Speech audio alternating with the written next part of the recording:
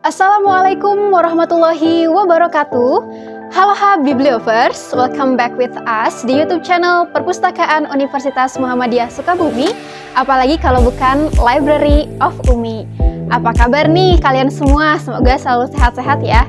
Kali ini Perpustakaan Universitas Muhammadiyah Sukabumi balik lagi nih mau resensi buku. Dan kita ada di sesinya Yuk Resensi Buku. Mau tahu seperti apa resensi bukunya? Check it out!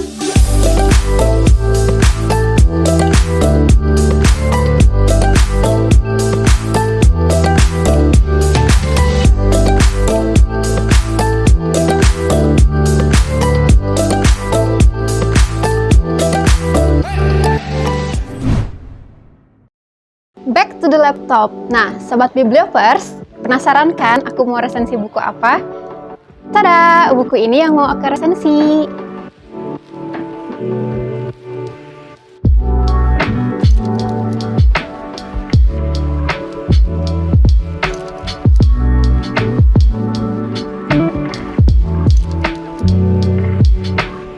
Nah, Bibliovers, sebelumnya perkenalan dulu kali ya. Perkenalkan, nama aku Miladia Fatimah Nur Safitri, pustakawan Perpustakaan Universitas Muhammadiyah Sukabumi, Divisi Karya Ilmiah dan Literasi. Jadi buat kalian yang belum kenal aku, salam kenal ya. Oke, kita balik lagi ke resensi buku. Sesuai janji, aku mau resensi buku dengan judul Laki-laki ke-42, karyanya Ibu Atalia Praratya. Bukunya seperti ini.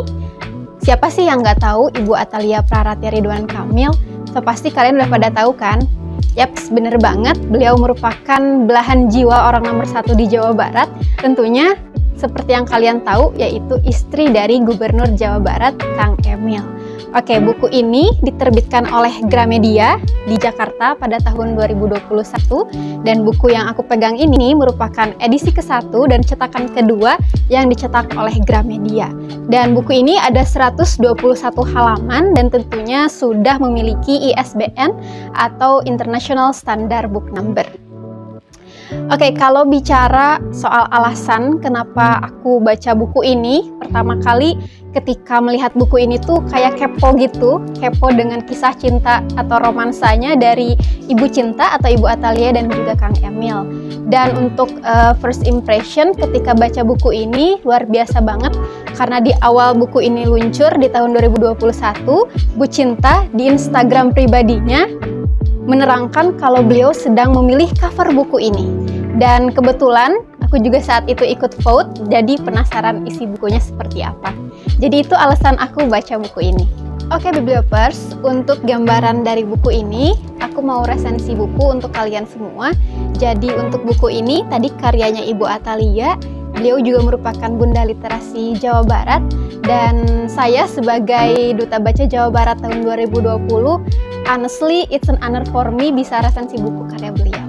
Oke, di buku ini penulis mengajak pembaca untuk berkenalan dengan sosok Ciara Anantakusuma. Jadi di buku ini ada yang namanya Ciara atau biasa dipanggil Cia sebagai pemeran utama. Cia itu merupakan pemeran utama yang memiliki 2 orang kakak laki-laki bernama Acakra dan juga Acandra. Which is bisa dipastikan kalau Ciara ini merupakan anak perempuan satu-satunya di keluarga tersebut. Dan sang ayah yang biasa dipanggil Papa bernama Rudi Kusuma, beliau merupakan dosen di salah satu universitas di Bandung dan sempat pindah juga di lembaga pemerintahan di Jakarta. Sedangkan sang ibu yang biasa dipanggil Mamah bernama Ica Suryani, beliau merupakan ibu rumah tangga yang aktif di berbagai kegiatan keorganisasian, di arisan dan juga pengajian. Nah, kenapa sih Ciara Anantakusuma ini dipanggil Cia? Jadi awal mulanya di buku ini dijelaskan kalau Cia ini mirip dengan boneka porselen yang dibawa oleh papapnya dari Taiwan. Nah, karena Cia ini memiliki kulit putih, kemudian muka yang bulat, mata sipit, kemudian sering dikucir 2 dan juga hidungnya minimalis. Jadi sangat mirip dengan boneka porselen tersebut, and that's why bisa pastikan dan bayangkan seberapa gemasnya Cia di masa kecil hingga beranjak dewasa.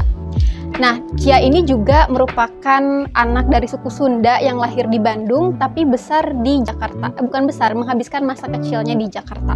Jadi ketika dia kecil menghabiskan masa kecilnya di Jakarta dan sering juga mengucapkan ataupun menggunakan bahasa Sunda di percakapan sehari-harinya di Jakarta. Tapi ketika menginjak kelas 2 SMP, Cia dan keluarga memutuskan untuk kembali pindah ke Bandung. Nah, di sini nih yang paling menariknya. Karena setelah pindah ke Bandung ini, Cia memiliki banyak kisah yang menarik. Dan di buku ini juga dikisahkan kalau Cia punya sahabat namanya Dina, seperti bodyguard mungkin ya bagi Cia, karena selalu pasang badan nih untuk Cia. Dan di buku ini juga dikisahkan kalau Ciara Anantakusumah ini seorang yang kalem tapi populer di sekolahnya karena banyak yang suka. That's why mungkin judulnya laki-laki ke-42. Segitu banyaknya orang yang suka dengan Ciara ya. Dan untuk segmentasi laki-laki yang menyukai Ciara ini nggak cuman dari segi remaja, juga berbagai kalangan. Oke, Bibliopers, di buku ini diceritakan juga persaingan sengit laki-laki yang memang mengejar cintanya Ciara Anantakusumah. Nah, mungkin di buku ini di-spill juga nama-namanya dan aku mau bacakan sedikit atau review sedikit. Pertama, ketika Ciara di masa sekolah dasar, masa-masanya cinta monyet mungkin ya, ketemu dengan anak laki-laki bernama Haru. Haru ini hitam manis dan juga cool. Kemudian juga di masa SMA, Ciara ini ketemu sama anak laki-laki bernama Ali. Ali ini populer tapi posesif. Kemudian juga ada Riza. Riza ini vokalis band dan sering menyanyikan lagu-lagu romantis untuk Ciara. Dan kemudian ada juga anak ITB nih, teknik ITB, namanya Roy. Dia kebule-bulean dan juga bertubuh tinggi. Kemudian ada Syamsul, anak teknik yang pandai mengaji. Ada juga Andre, anak pejabat dengan mobil BMW-nya. Dan ada juga Kang Angga yang ketemu di pameran. Dan tentunya banyak laki-laki lainnya yang mendekati Ciara yang nggak bisa disebutkan satu persatu. Makanya kenapa sang mamah berinisiatif untuk menuliskan seluruh nama laki-laki yang memang menyukai Ciara di buku harian pribadinya. Dan untuk dari laki-laki tersebut yang memang menyukai Ciara, pastinya hanya ada satu orang kan yang bisa mendobrak pintu hatinya Ciara. Nah, satu orang tersebut adalah Kang Angga nih. Kang Angga ini tidak seperti laki-laki kebanyakan yang datang ke rumah bawa bunga atau juga menyampaikan kata-kata romantis, tapi Kang Angga menggunakan jalur dalam. Jadi Kang Angga ini mendekati sang ibu untuk bisa menarik perhatiannya Ciara. Nah, Kang Angga ini ketika datang ke rumah, sering datangnya itu mengobrol dengan ibunya Ciara dibandingkan dengan Ciara. Dan juga sang ibu pada akhirnya memberikan lampu hijau kepada Kang Angga karena mungkin Kang Angga lebih dewasa dan bijak ya, dan tentunya mungkin cerdas juga menggait hati dari ibu Ciara ini. Dan Kang Angga juga merupakan seorang arsitek dan mamahnya Ciara ini sering menata ulang tata ruangan di rumah dan cocok banget kan ya jadinya. Terus juga terlebih dari itu yang paling penting mamahnya Ciara ini mengharapkan kalau Ciara harus mendapatkan sosok pendamping yang memang dewasa, bijak, memiliki rentang usia yang bisa dibilang tidak terlalu dekat dan tentunya untuk membimbing Ciara bisa lebih baik lagi. Dan untuk di buku ini, hal yang menarik lainnya yang bisa aku spill ke kalian adalah parentingnya dari mamahnya Ciara atau Ibu Ice.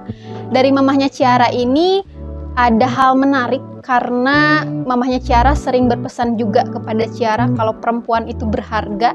Jadi walau bagaimanapun perempuan harus tetap menjaga harga dirinya dan juga menjaga dirinya dengan baik. Kemudian juga selain itu parenting mamahnya Ciara ini atau Mama Ice kepada anak-anaknya. Jadi setiap anak itu diberikan tugas masing-masing untuk mengerjakan pekerjaan rumah. Terlebih untuk Ciara, dia punya tugas khusus nih dari mamahnya untuk mengelola CKBK. Apa tuh CKBK? CKBK itu adalah catatan keuangan belanja keluarga. Jadi sejak SMP, Ciara ini sudah mengelola CKBK. Dan kalau misalkan orang-orang yang suka baca itu dipanggilnya kutu baca. Tapi kalau Ciara ini mungkin bisa dibilang kutu catat ya, karena hobinya mencatat. Oke, buku terbitan Gramedia ini merupakan buku yang menurut saya menarik juga ya, karena bergenre teen lit atau remaja, jadi memang dikhususkan untuk para remaja. Dan ketika diluncurkan di bulan Januari 2022, Bu Cinta juga sempat bilang kalau buku ini memang dikhususkan untuk para remaja untuk meningkatkan minat baca anak muda. Dan juga di buku ini dengan tema tentunya romansa anak muda berlatar belakang tahun 90-an, 1990. dan juga banyak kisah-kisah yang menarik selain masalah percintaan, dan juga ada masalah tentang pencarian jati diri dari seorang anak muda. Dan tentunya kisah Kang Angga dan Ciara ini nggak mudah, jadi banyak pergolakannya juga gitu Bibliopers. Jadi kalau kalian penasaran nih pergolakannya seperti apa, makanya baca bukunya. Dan juga untuk hal menarik lainnya, menurutku bahasanya dikemas dengan bahasa yang kekinian, anak muda banget gitu ya. Dan gaya penulisannya juga lincah, menarik, jenaka, dan syarat akan makna. Dan juga banyak hal-hal menarik lainnya yang memotivasi dan menginspirasi juga. Dan untuk dari segi cover buku bisa dilihat oleh teman-teman semua, dari ilustrasinya sangat menarik. Jadi ketika kita lihat ada jari menunjukkan angka 4 dan 2, judulnya laki-laki ke-42, ini menarik buat kita baca gitu. Dan kekinian juga, tidak laule gitu ya, nggak zaman dulu banget gitu, nggak jadul, tapi ini kekinian banget, jadi cocok untuk dibaca anak muda. Nah, tapi setiap buku tentunya harus ada notes yang membangun, karena ini resensi buku, jadi which is di balik kelebihan tentunya ada kelemahannya juga. Mungkin bukan kelemahan ya, ini mungkin sedikit notes aja, karena buku ini menurut aku sih perfect ya, karena kisahnya juga menarik. Nah, untuk notesnya sendiri dari aku, karena di akhir buku ini ceritanya itu open ending, dalam artian kisahnya menggantung. Jadi ketika asik-asik baca tuh tiba-tiba kok udah selesai gitu loh. Nah, jadi ketika open ending itu pasti banyak pemikiran-pemikiran di benak para pembaca yang bertanya-tanya gimana sih endingnya dari kisah buku ini gitu. Nah, jadi sebagai solusi dan jawabannya kita harus baca kelanjutan atau sequel dari bukunya Laki-laki ke-42. Meskipun ya kita tahu bagaimana kisah romansanya Bu Cinta dan juga Kang Emil sampai saat ini, tapi tentunya kalau misalkan digambarkan dan dikisahkan melalui tulisan itu akan lebih bermakna dan berbeda juga. Dan sebagai rekomendasi untuk kalian yang mau baca buku ini sebaiknya dibaca sendiri supaya lebih tenang dan supaya kalian bisa terbayangkan atau tergambarkan kisah romansanya, dan juga supaya maknanya bisa sampai ke relung jiwa. Gitu teman-teman untuk rekomendasi dari aku. Dan untuk kalian yang mau baca buku ini, gak usah bingung-bingung pusing-pusing. Kalau kalian gak ada cuan, tinggal datang aja ke Perpustakaan Universitas Muhammadiyah Sukabumi. Kalian cari bukunya, ini ada di kelas 899, kalian cari aja di raknya. Bukunya hanya ada satu di perpustakaan, jadi kalian harus cepet-cepet datang ke perpustakaan sebelum orang lain yang pinjem buku ini. Dan kisahnya juga menarik, cocok untuk anak muda, dan cocok juga untuk kehidupan sehari-hari. Mungkin itu sih kalau resensi buku dari aku, dari data diri, dari bukunya juga, kemudian dari gambaran singkatnya dan rekomendasinya. Untuk resensi berikutnya, kalian bisa komen below judul buku apa aja yang mau kita resensi lagi ke depannya. Dan untuk yang belum subscribe YouTube channel Umi di Library of Umi, subscribe dulu. Jangan lupa juga likes dan share ke teman-teman kalian supaya YouTube channel Perpustakaan Umi bisa makin giat lagi nih untuk buat kontennya. Dan jangan lupa turn on notification supaya kalian gak ketinggalan postingan terbaru dari Perpustakaan Universitas Muhammadiyah Sukabumi. Oke Sobat Bibliopers, untuk closing statement dari aku setelah baca buku Laki-laki ke-42 ialah bukan seberapa cepat kita bertemu dengan orang hebat, tapi seberapa cermat kita bertemu dengan orang yang tepat. Karena orang yang hebat belum tentu tepat, tapi orang yang tepat sudah pasti hebat. Nah, untuk kalian semua, jangan lupa baca buku dimanapun dan kapanpun. Budayakan untuk memudayakan literasi dan baca buku ya. Oke, aku Miladia pamit undur diri. Makasih buat Bibliopers semua yang sudah menyempatkan waktunya dan juga memperhatikan mungkin ya tadi menyimak juga resensi buku yang sudah aku sampaikan. Oke, mohon maaf juga nih kalau ada salah-salah kata. Jangan lupa baca buku Laki-laki ke-42 karyanya Ibu Atalia Praratya di Perpustakaan Universitas Muhammadiyah Sukabumi. Terima kasih, thank you, see you next time, bye-bye. Wassalamualaikum warahmatullahi wabarakatuh.